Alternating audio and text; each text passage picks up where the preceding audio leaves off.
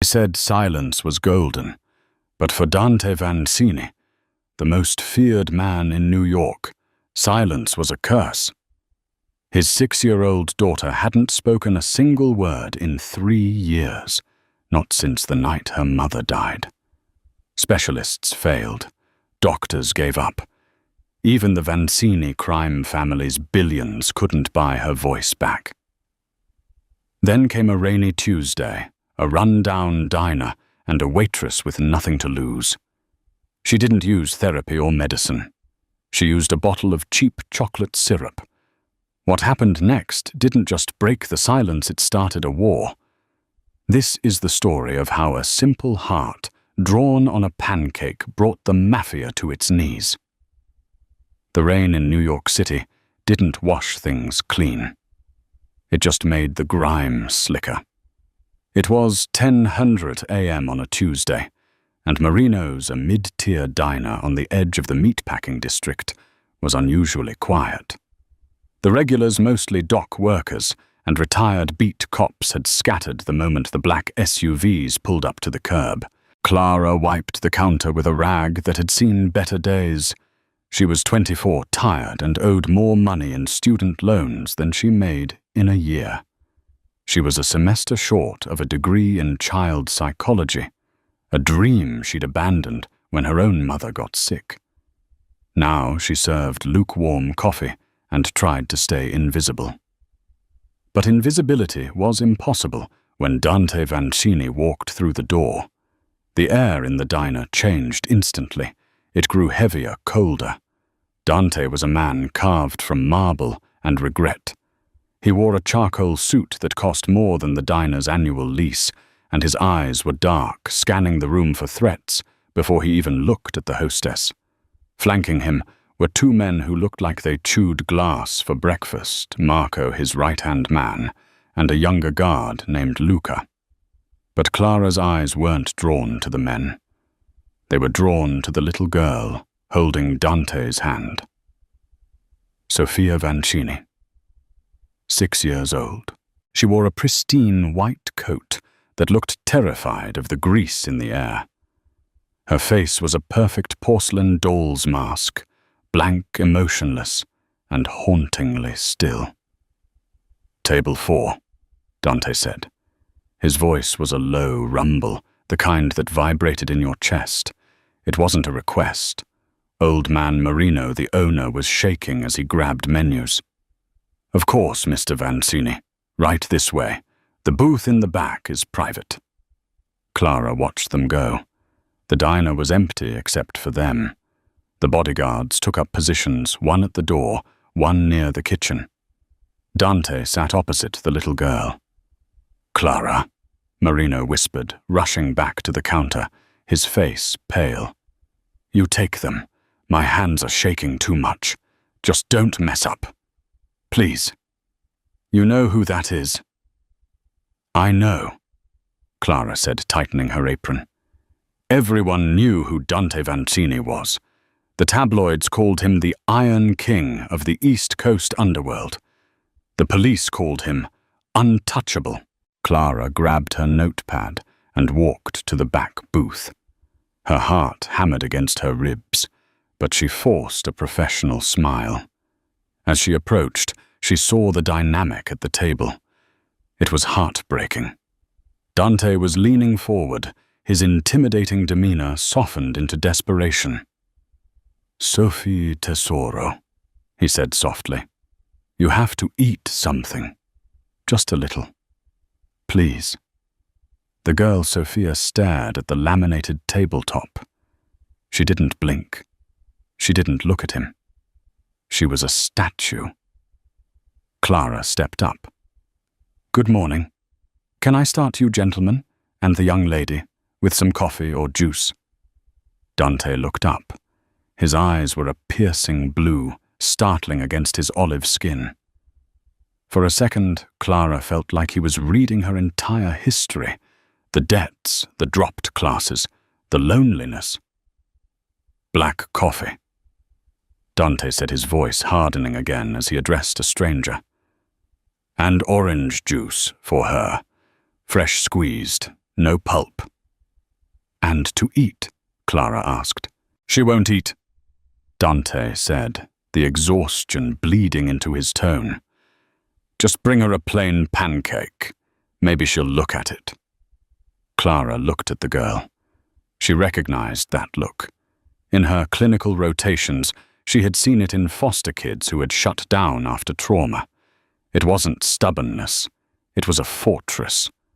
The girl was locked inside herself because the outside world was too painful. I'll bring the pancakes, Clara said softly. But maybe she'd like strawberries on them. Sophia didn't move. Dante waved a hand dismissively. Just bring it. Clara walked back to the kitchen, her mind racing. She knew she should just do her job. Drop the check and get the tip. But the look in that little girl's eyes. It was the same look Clara's mother had in the hospice ward before the end. The look of someone waiting for permission to let go. Order up. The cook, breathless with anxiety, slid the plate onto the window. A single, plain pancake. Clara stared at it. This won't work, she thought. He's trying to force her to be normal. You can't force safety. She looked around.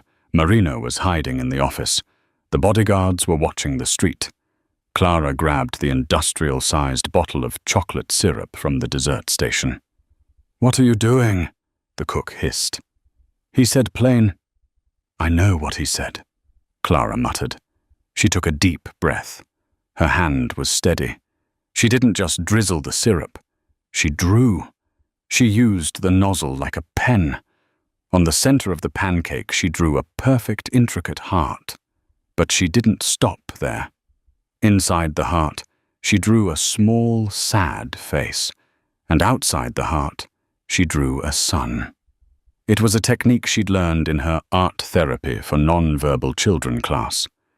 Externalize the emotion. She carried the plate out. The bodyguard Marco stepped in front of her. I need to check that. It's a pancake, Marco, Clara said, surprised by her own boldness. Unless you think I hid a wire in the batter, let me pass. Marco blinked, stunned by the sass, and stepped aside. Clara placed the plate down in front of Sophia. Dante looked at the chocolate mess. His jaw tightened. I said plain. I know, Clara said. She didn't look at the mob boss. She looked directly at the child. She crouched down, ignoring the unspoken rule that you never get on eye level with a Vancini unless invited. Sophia, Clara whispered. The girl's eyes flickered. She looked at the pancake. She saw the sad face inside the heart. It's okay to be sad inside, Clara said, her voice barely a murmur. Even when the sun is out. Dante looked ready to explode. Miss, I don't pay you to... He stopped. Sophia had reached for the fork. The entire diner seemed to hold its breath. Even the bodyguards turned to look. The girl's small, trembling hand gripped the utensil. She didn't eat the pancake.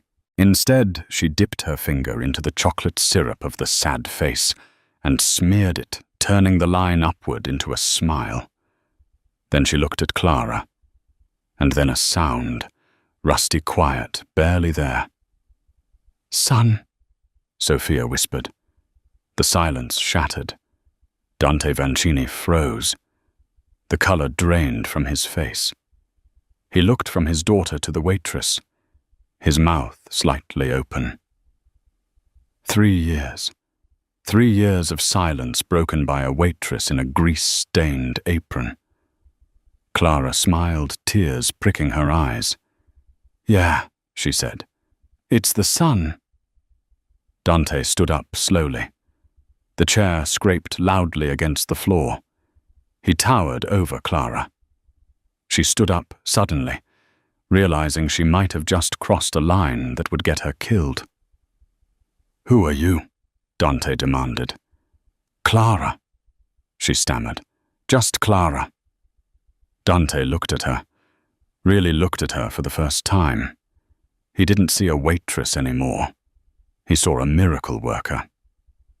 "Get your coat, Clara," Dante said. "Excuse me, you're done here," he said, pulling a wad of $100 bills from his pocket and throwing them onto the table easily, $5,000. "You're coming with me." "I'm not going anywhere with you," Clara said, backing up until her hips hit the counter. The rush of the breakthrough with the child was replaced by cold, hard fear. This was a kidnapping. Marco, the large bodyguard, stepped forward, blocking her path to the kitchen. "The boss asked you to come." "He told me to come." Clara corrected her voice, trembling but defiant. "There's a difference." Dante watched her interaction with his men. Most people cowered. Clara was shaking, yes, but she was standing her ground. He liked that. He needed that. "I apologize," Dante said, his voice smoothing out, shifting from the capo to the businessman.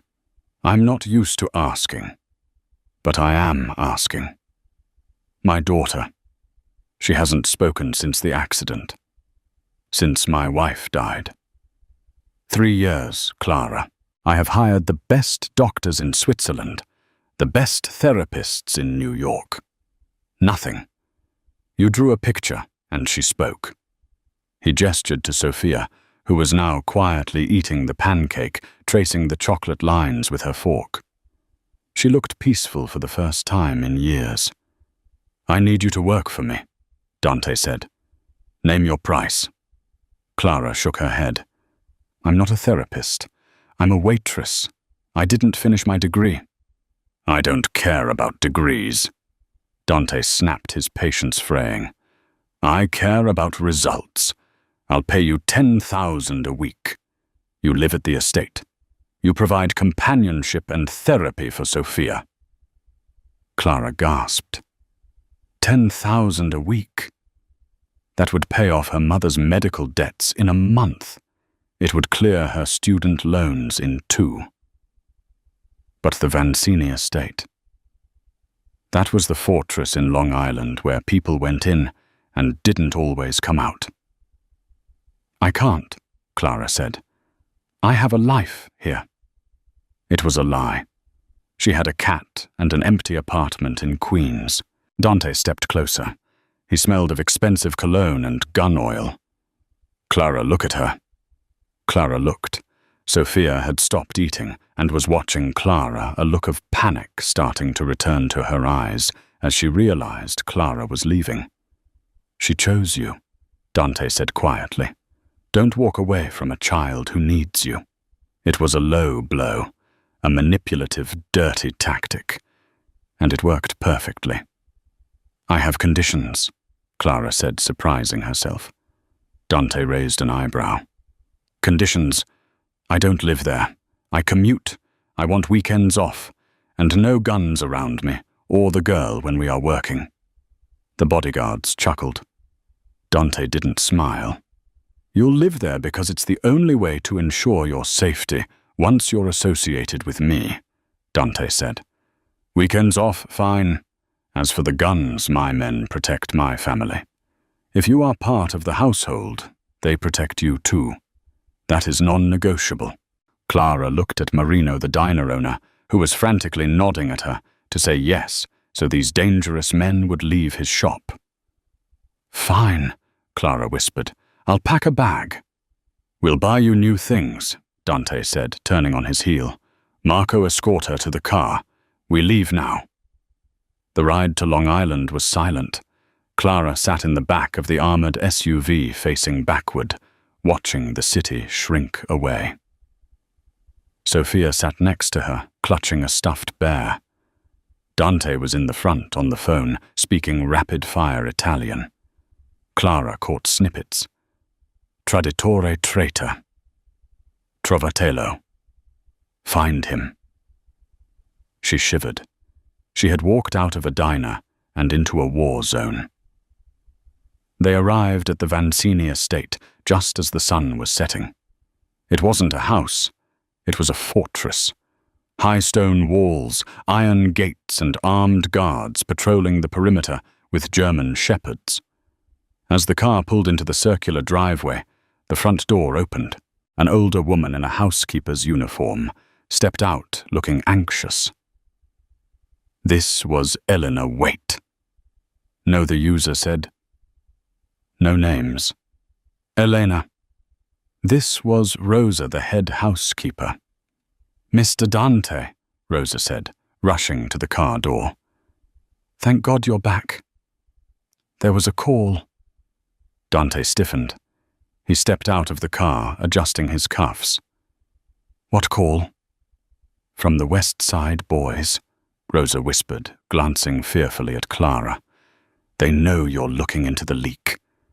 Dante's face went hard. He turned to Marco. Take Clara and Sophia to the East Wing.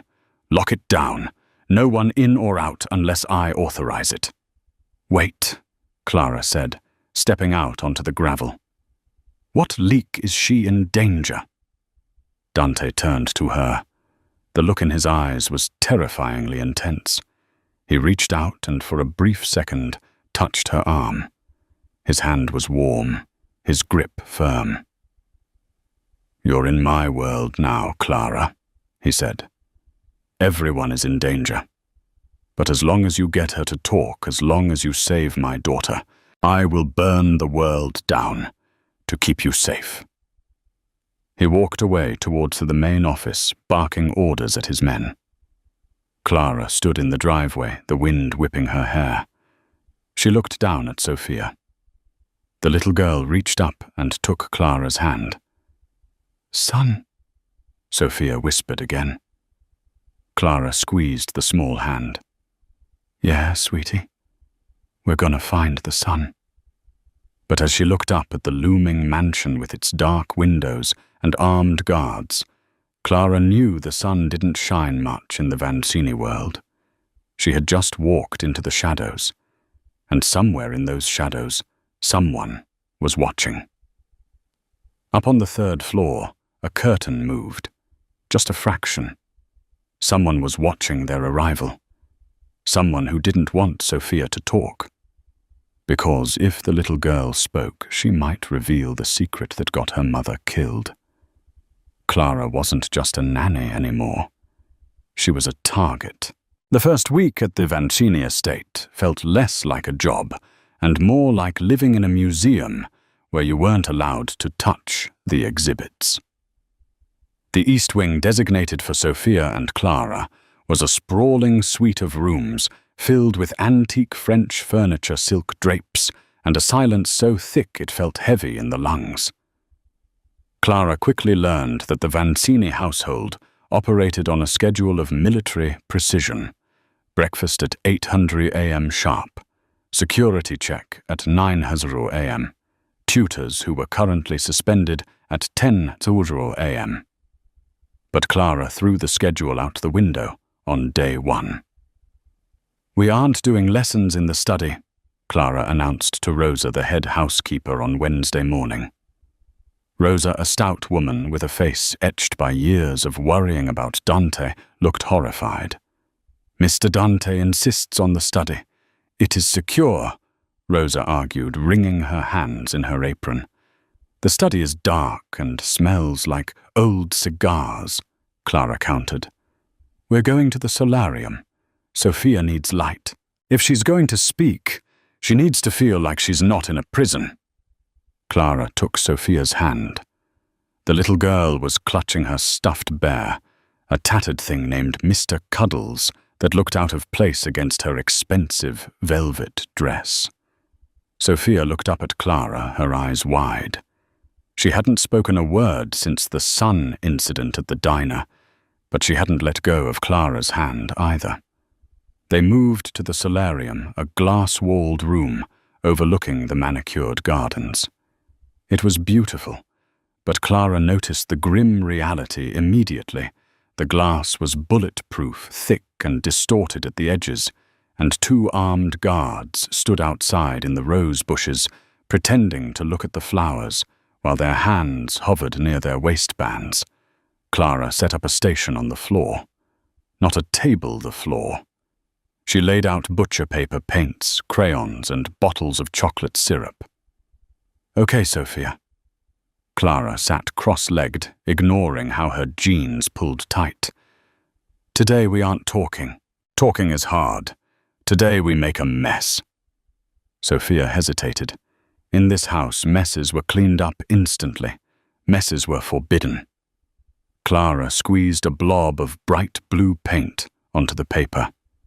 Then she stuck her entire hand in it and slapped a blue handprint onto the page.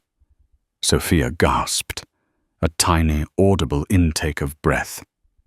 "Your turn." Clara grinned. It took 10 minutes, but eventually, Sophia Vancini, the heiress to the biggest crime syndicate in New York, was covered in paint.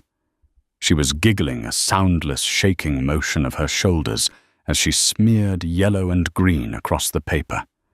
It was in this moment of chaotic joy that the door opened. It wasn't Dante. It was a man Clara hadn't met yet. He was younger than Dante, perhaps late 20s, with slicked-back blonde hair and a suit that was too shiny, too trendy. He had a smile that didn't quite reach his eyes. "Well, well," the man said, stepping over a puddle of chocolate syrup. "I heard Dante brought home a stray, but I didn't realize she was running a daycare." Sophia instantly froze. The joy evaporated. She scrambled backward, hiding behind Clara. Clara wiped her paint-covered hands on a rag and stood up, placing herself between the man and the girl. "And you are Julian Rossi," he said, extending a hand. "The consigliere, or as I like to say, the guy who cleans up the messes Dante makes. I'm Dante's cousin." Clara didn't shake his hand. "We're in the middle of a session, Mr. Rossi. It's private." Julian laughed, a dry, humorless sound. "Nothing in this house is private, sweetheart. Everything is watched. Everything is recorded." He took a step closer, invading her personal space. "Dante seems taken with you. He's usually more discerning with the help. What's your angle gold digger undercover cop?" "Waitress," Clara said coldly. "Now please leave. You're scaring her." Julian looked at Sophia, his expression unreadable. For a second, Clara thought she saw a flash of annoyance, or was it fear in his eyes when he looked at the child? "She doesn't scare easily," Julian muttered. "She's a Vancini. We don't get it scared. We get even." "Julian." The voice came from the doorway. It was Dante. He had returned early. He was in his shirt sleeves, his tie undone, looking like he'd just come from a brawl. His knuckles were bruised. "Dante!" Julian's demeanor flipped instantly. He smiled, backing away. "Just welcoming the new guest. Checking on the princess." "Get out," Dante said. Low. Dangerous. Julian held up his hands in surrender. All right. Touching base, that's all. We have the shipment coming in tonight at the docks. I needed your signature on the transfer orders. Leave the papers in my office, and stay out of the East Wing, Dante growled. Julian gave Clara a wink and slipped out the door. The tension in the room remained high. Dante looked at the mess on the floor. The paint, the syrup, the ruined, expensive rug. Clara held her breath, waiting to be fired. Dante walked over to the painting. He crouched down, ignoring the risk to his Italian dress pants. He looked at the chaotic swirl of colors. "Isabella used to paint," he said softly, almost to himself. "She loved watercolors. She tried to teach Sophia before." He trailed off. He looked up at Clara. The anger from the encounter with Julian was gone, replaced by a profound weariness. "Did she speak?" "No," Clara said honestly. "But she laughed, without sound.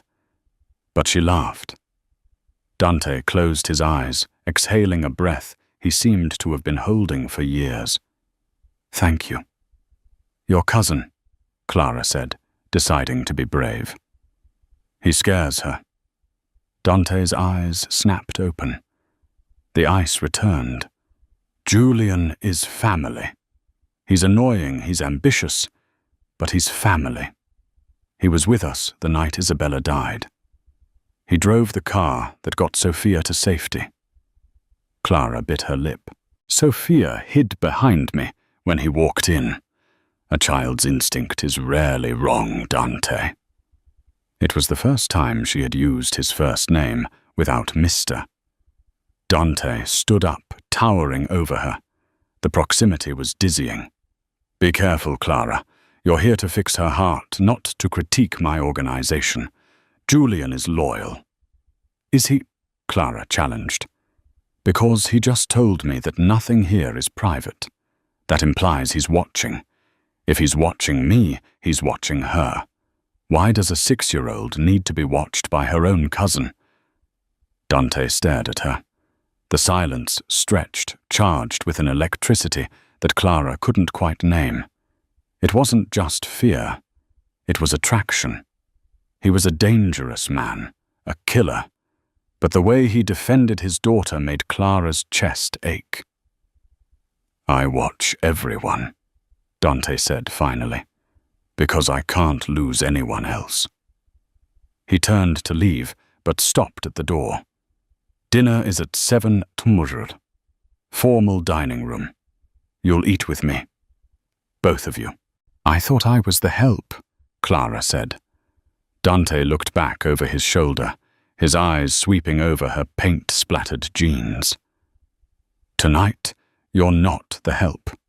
Tonight I need someone at the table who isn't trying to kill me or ask for money. As he left, Clara felt a shiver run down her spine. She looked down at Sophia. The little girl had picked up a black crayon. While the adults were arguing, Sophia had drawn a new picture. It wasn't a heart. It was a car, a black car.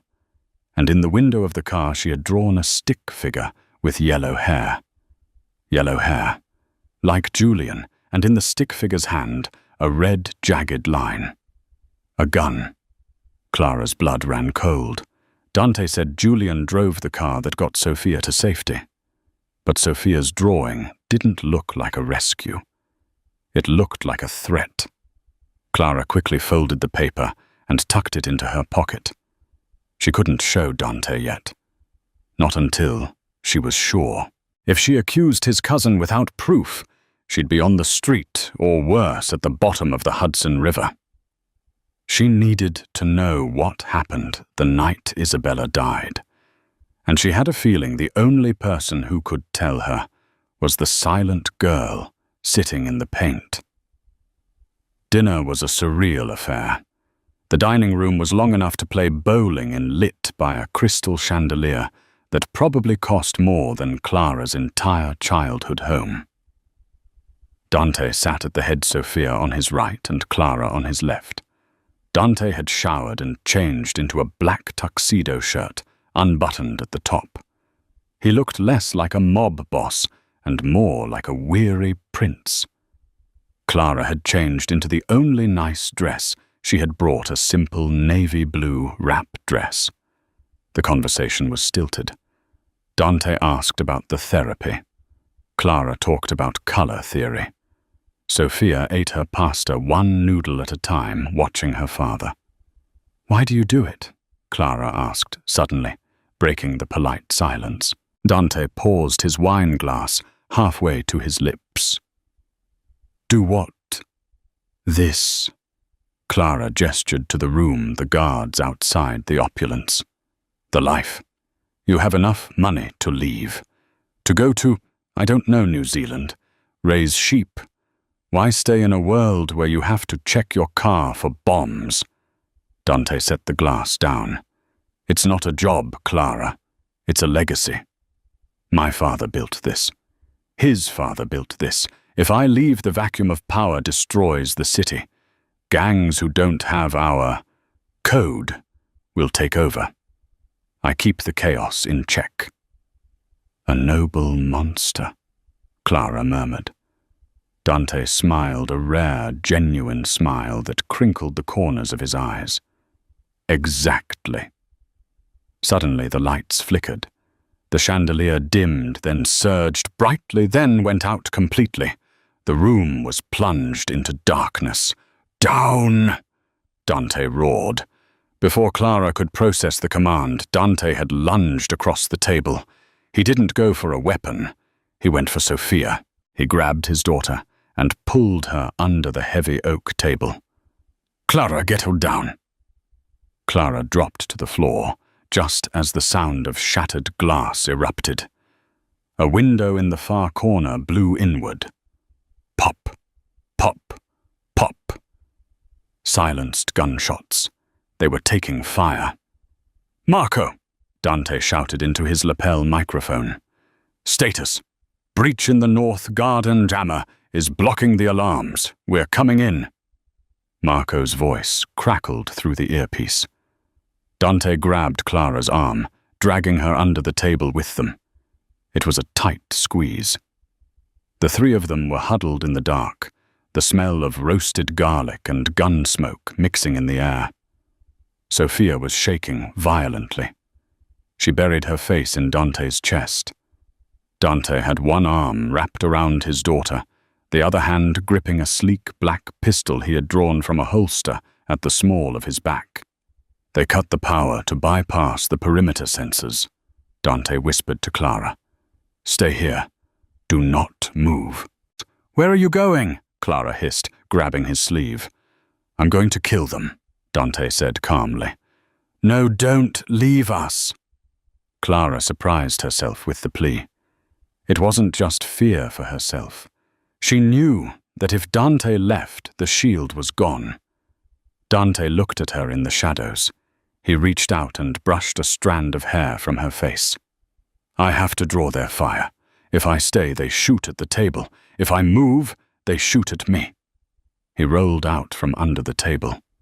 Clara clamped her hands over Sophia's ears. She heard Dante shout something in Italian, a challenge. Then gunfire erupted loud and deafening. Dante was moving, firing as he ran toward the foyer, drawing the attackers away from the dining room. Clara's heart hammered against her ribs like a trapped bird. She looked at Sophia. The girl's eyes were squeezed shut, tears leaking out. "It's okay," Clara whispered, though she knew it wasn't.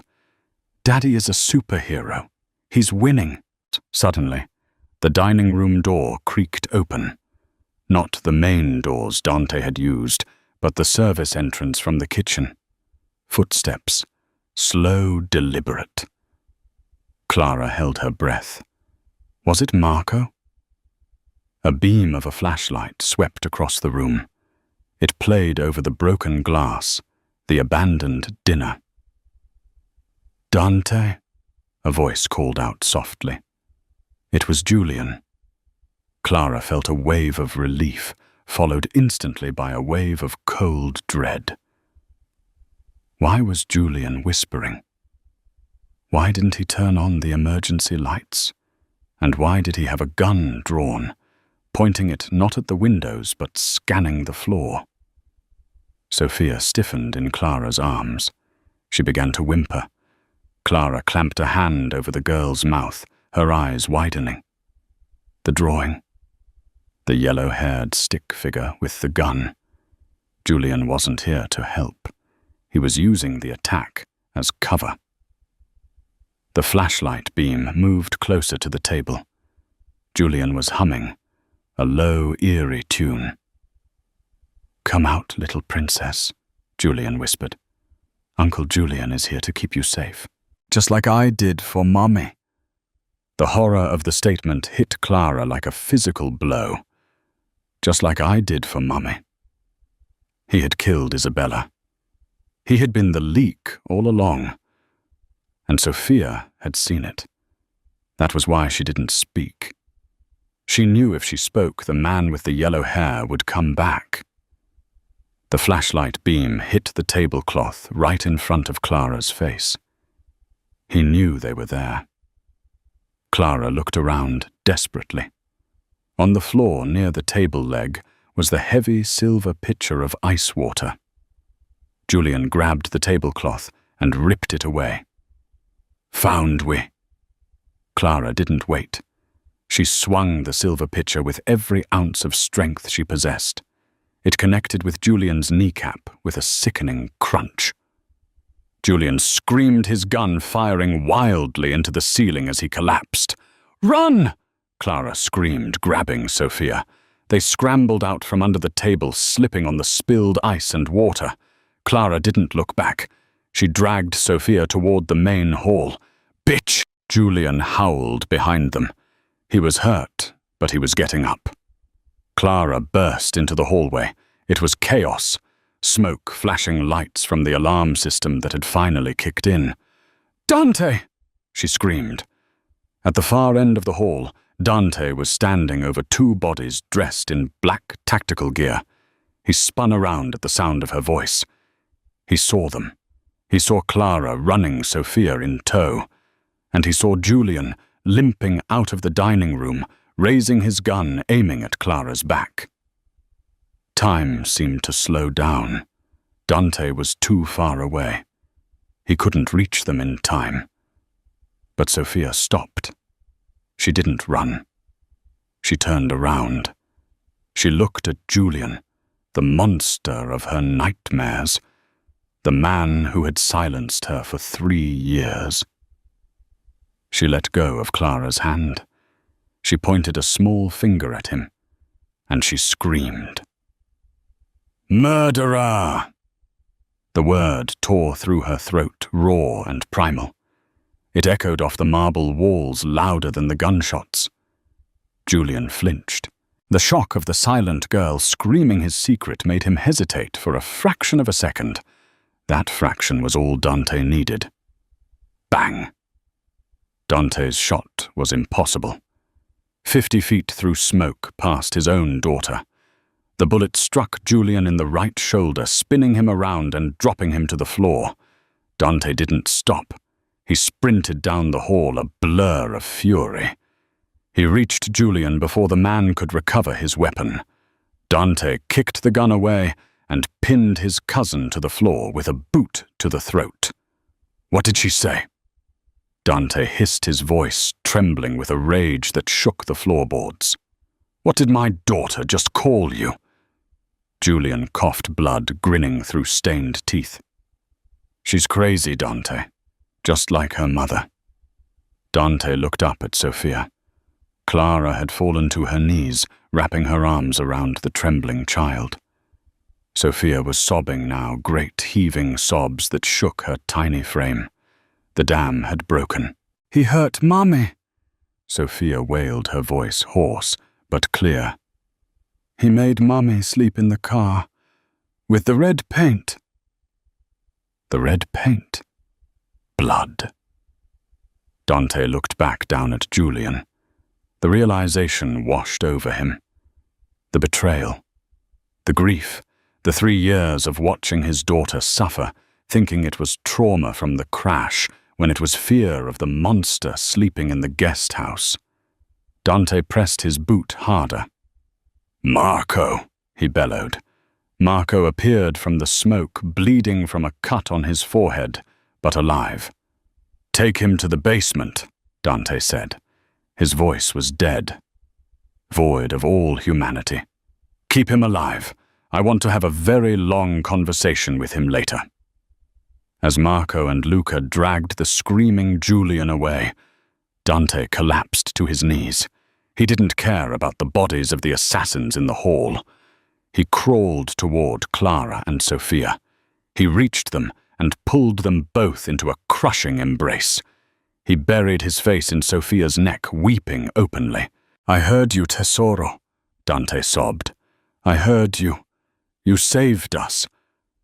Clara sat there, sandwiched between the weeping Mafia Don and his daughter, her heart slowly returning to a normal rhythm. She looked at Dante's hand, which was gripping her shoulder, as if she were the only thing anchoring him to the earth. She had broken the silence, but in doing so, she had unleashed a storm. The attack tonight wasn't just a hit. It was a coup attempt orchestrated by Julian. And now that it had failed, the rest of the families in New York would smell blood in the water. Dante pulled back, looking at Clara. His eyes were red intense and burning with a new emotion. "You saved her life," he whispered. "You figured it out." "She drew it," Clara said, her voice shaking. "She drew him in the car." Dante nodded slowly. He stood up and pulled Clara to her feet, then lifted Sophia into his arms. "We can't stay here," Dante said. "The estate is compromised." Julian gave them the codes. "We have to go to the safe house." "Where?" Clara asked. "A cabin in the Adirondacks, off the grid. No phones, no internet, just us." He looked at her, his gaze piercing. "You don't have to come. I can have Marco drive you to the airport. I'll give you $1 million. You can disappear. You'll be safe." Clara looked at the door, at the freedom that waited there. Then she looked at Sophia, who had her head on Dante's shoulder, watching Clara with wide, teary eyes. And she looked at Dante, the man who had just walked through fire for his family. "I'm not going anywhere," Clara said. "I still have to teach her how to draw a proper horse." Dante stared at her for a long moment. Then he nodded. "Let's go." The drive to the Adirondacks was a blur of highway lights and tension. They switched cars 3 times in New Jersey and Connecticut, a dizzying logistical dance orchestrated by Marco to shake any tails. By the time they reached the private access road near Lake Placid, the city rain had turned into a driving blizzard. The safe house wasn't the rustic shack Clara had imagined. It was a sprawling timber lodge hidden deep within a dense pine forest, accessible only by a single dirt road that was rapidly disappearing under the snow. It was fortified, stocked, and completely isolated. "We're here," Dante said, killing the engine of the nondescript pickup truck they had acquired in Albany. Sophia was asleep in the back seat, her head resting on Clara's lap. Clara looked out at the dark silhouette of the cabin. It looked peaceful, a stark contrast to the violence they had just fled. "Is it safe?" Clara asked, her voice hushed. "No place is truly safe," Dante replied, his eyes scanning the tree line. "But this is as close as it gets. No electronics, no signals. The walls are reinforced. We wait here until Marco clears the city." They carried the sleeping child inside. The interior was cold, smelling of cedar and wood smoke. Dante moved with efficient purpose, lighting the massive stone fireplace in the living room, while Clara found blankets. For the next 3 days, the world outside ceased to exist. It was just the 3 of them and Marco, who patrolled the perimeter like a restless wolf encased in a snow globe of silence. But the silence was different now. It wasn't the heavy, suffocating silence of the estate. It was a peaceful silence. Sophia was transforming. With the threat of Julian gone, the fear that had locked her voice away began to dissolve. She didn't speak in full sentences yet, but she hummed. She laughed. She asked for things: juice, up, draw. On the 4th night, a blizzard raged outside, howling against the windows. The power flickered and died, leaving them lit only by the roaring fire. Clara was sitting on the rug reading a storybook to Sophia by firelight. Dante sat in a leather armchair cleaning his gun. It was a jarring juxtaposition, the domestic warmth and the lethal weapon. "The end," Clara whispered, closing the book. Sophia yawned, her eyes drooping. She crawled off Clara's lap and walked over to Dante. She climbed up onto his lap, heedless of the gun parts on the table next to him. Dante froze. He looked at his daughter with an expression of terrified awe. Sophia rested her head on his chest, listening to his heartbeat. "Daddy," she murmured sleepily. Stay. Dante's hand trembled as he stroked her hair. I'm staying, Tesoro. I'm right here. After Sophia fell asleep and they carried her to the master bedroom, which they had given to her for safety, Dante and Clara returned to the fire. Dante poured 2 glasses of whiskey. He handed one to Clara. You realized something today, Dante said, staring into the flames. What? Clara took a sip. The liquid burned pleasantly, warming her chest. You realized I'm not a good man, Dante said. You saw me kill my own cousin. You saw me shoot without hesitation. And yet you're still here. You're not cowering. Clara looked at him. The firelight danced on his sharp features, highlighting the exhaustion and the burden he carried. I saw a father protecting his child, Clara said. Julian was a monster. He hurt her to get to you. That's not family. That's a parasite. Dante turned to look at her. His eyes were intense, stripping away her defenses. Why did you really stay, Clara, at the estate when I gave you the out? You could be in Paris right now, with $1 million. Clara set her glass down. She stood up and walked to the window, looking out at the swirling snow. Because I was the girl who didn't speak once, she admitted softly. Dante stood up. He moved silently across the room until he was standing just behind her. She could feel the heat radiating from him. Tell me, he whispered. My father left when I was 6, Clara said, watching her breath fog the glass. My mother fell apart. I stopped talking for a year, because I thought if I was quiet enough he'd come back. He never did. No one came to save me. I had to save myself. She turned to face him. I saw Sophia, and I saw myself. But she has you. You came for her. You fought for her. That makes you a good man, Dante. Maybe a dangerous one, but a good one. Dante stared at her, his resolve crumbling. The distance between them seemed to vanish. I haven't felt good in a long time, he murmured. He reached out his hand, cupping her cheek. His thumb brushed her lower lip.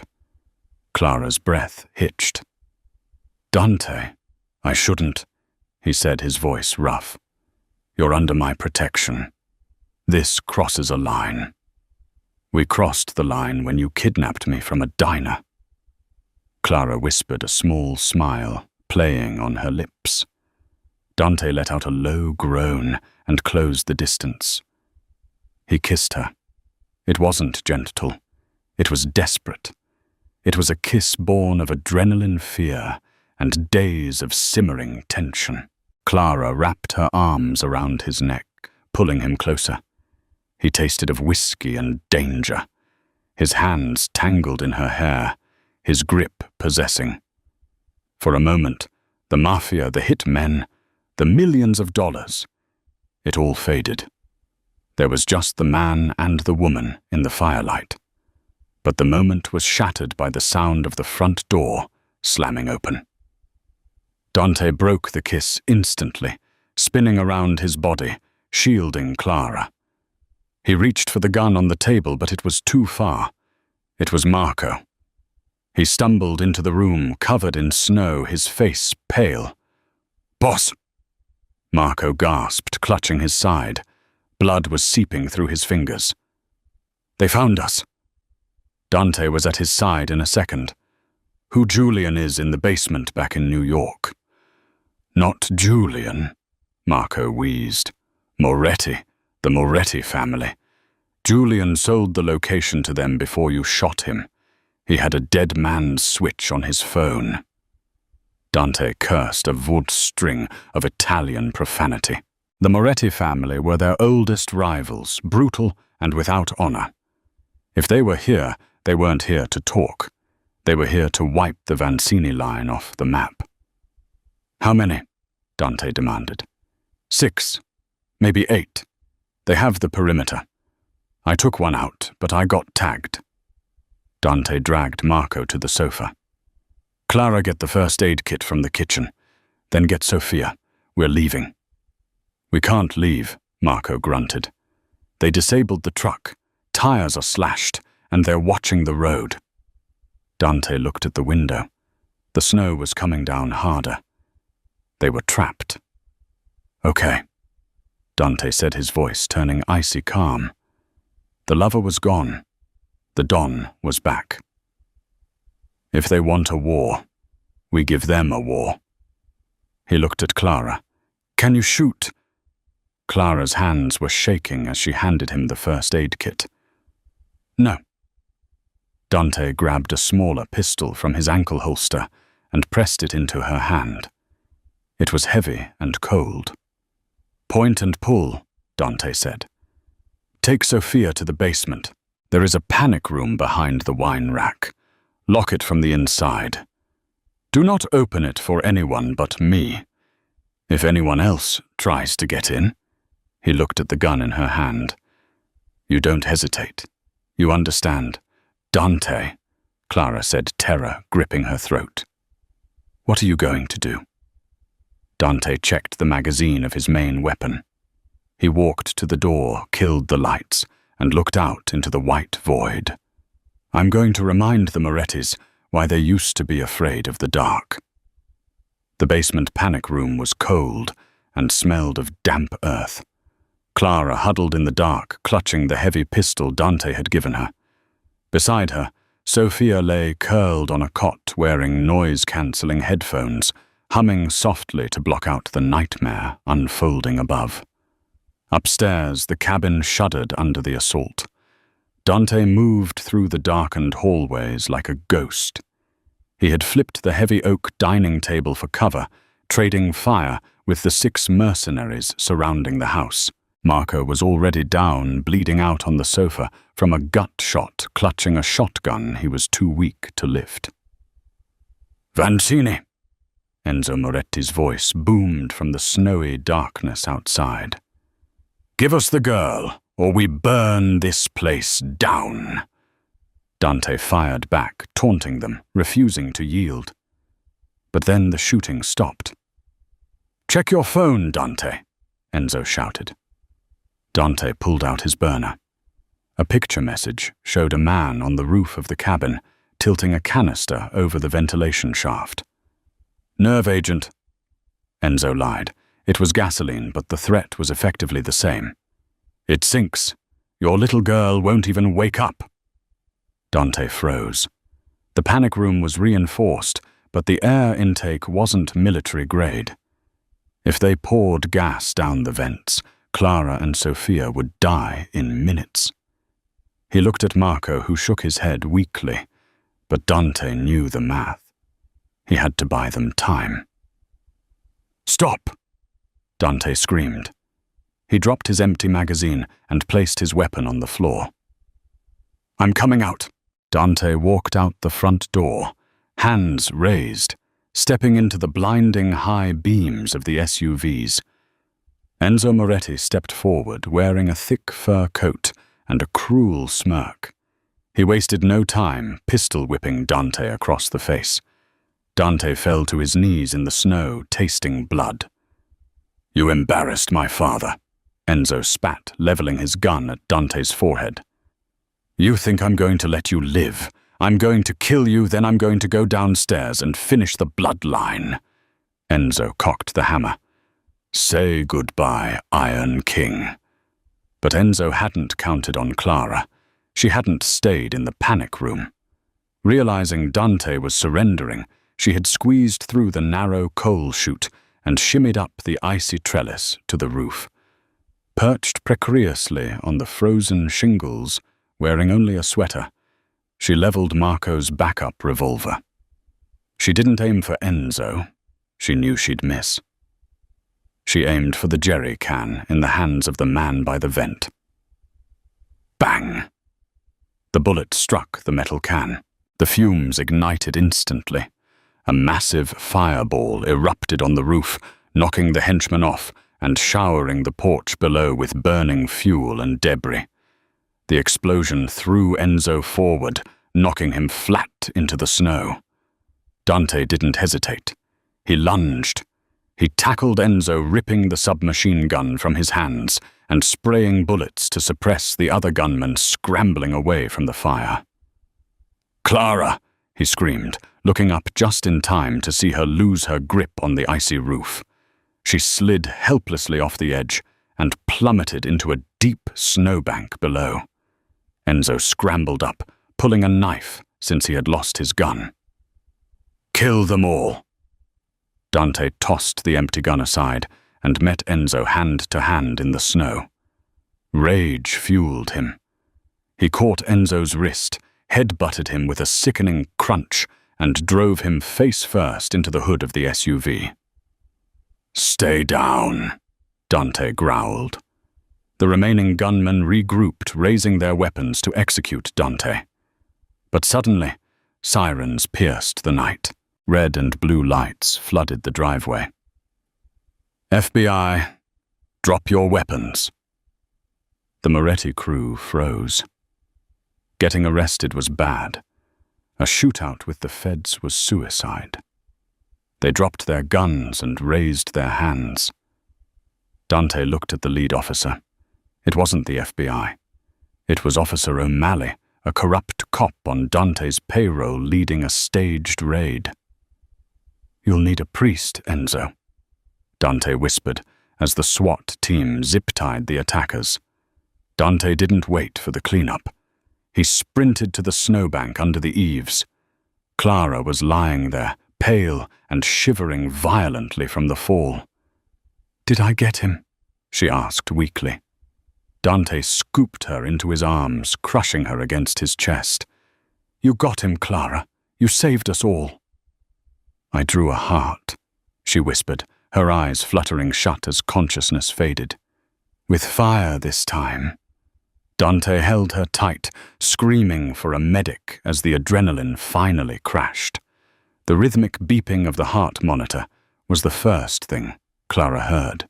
She blinked against the harsh hospital lights to find Dante sitting by her bedside, looking like he hadn't slept in a week. His tactical gear was gone, replaced by a clean t-shirt, but the exhaustion was etched deep into his features. "You're awake," he rasped, pouring her water with a trembling hand. He explained the fallout quickly. Marco was out of surgery and already complaining about the hospital food, and Enzo Moretti was in federal custody. The fake FBI raid had created enough confusion to plant evidence in Enzo's trunk. He wouldn't see the sun for 20 years. The war was over. But Dante wasn't celebrating. He stared at the floor, his jaw tight. "I have the papers ready," he said quietly. "A new identity. A passport. A deed to a house in Tuscany. You can go there, paint, and be safe. I almost got you killed, Clara. I can't watch that happen again." Clara ignored the sharp pain in her cracked ribs and sat up. She reached out, grabbing his shirt collar and pulling him down until their faces were inches apart. "I didn't jump off a roof for a paycheck, Dante," she whispered fiercely, "and I didn't do it for a house in Tuscany. I did it because I love her. And God help me, I love you." Dante froze. The Iron King mask crumbled, leaving just a man terrified of his own heart. "I'm a criminal, Clara. I have blood on my hands." "And I have chocolate syrup on mine," she countered. "We're a mess, but we're a mess together. Don't you dare send me away unless you don't love me." He searched her eyes for fear and found only steel. With a ragged sigh of surrender, he closed the distance. "I've loved you since the moment you stood up to me in the diner." He kissed her, then a desperate, tender seal of a promise. The door creaked open. "Daddy." Sophia stood in the doorway. She climbed onto the bed, careful of the IV lines, and handed Clara a piece of paper. It was a drawing of 3 stick figures, holding hands under a giant yellow sun. Beneath them, written in shaky crayon letters, was a single word: family. "She speaks," Clara whispered, tears spilling onto her cheeks. "She speaks," Dante smiled, stroking his daughter's hair. "And she knows exactly what she's saying." 6 months later. The bell above the Golden Heart diner chimed. The place was packed, but the regulars weren't just eating toast. They were staring at the man behind the counter. Dante Vanchini, the most feared man in New York, was wearing a black polo shirt and pouring coffee. He wasn't the boss today. He was the barista. Clara walked out of the kitchen, looking radiant as the new owner. She wrapped an arm around Dante's waist. "Table 4 needs a refill, handsome." "I'm on it, boss." Dante winked. "Daddy, look." Sophia was sitting at table 4, her books spread out. She held up a test paper with a big red A on it. "The teacher said I got all the answers right," she beamed. "But she said I talk too much in class." Dante threw his head back and laughed, a loud, booming sound that filled the diner. It was the sound of a man who had walked through hell and come out the other side holding an angel's hand. "That's my girl," Dante said, kissing Clara's temple. "Never stop talking, Sophia. Never stop." Sometimes the loudest cries for help are the ones that make no sound at all. Dante Vanchini thought money and power could fix his broken family, but it took a waitress with a bottle of chocolate syrup to understand that healing isn't about force, it's about connection. Clara and Dante's story reminds us that love often shows up in the most unexpected places amidst danger and silence, and that true family isn't just about blood, but about who is willing to walk through the fire for you. Did this story keep you on the edge of your seat? Would you have had the courage to stand up to a mob boss to save a child? Let me know in the comments below. If you enjoyed this journey of suspense and romance, please like this video. Share it with a friend who loves a good twist, and subscribe to the channel so you never miss a story. Thanks for watching.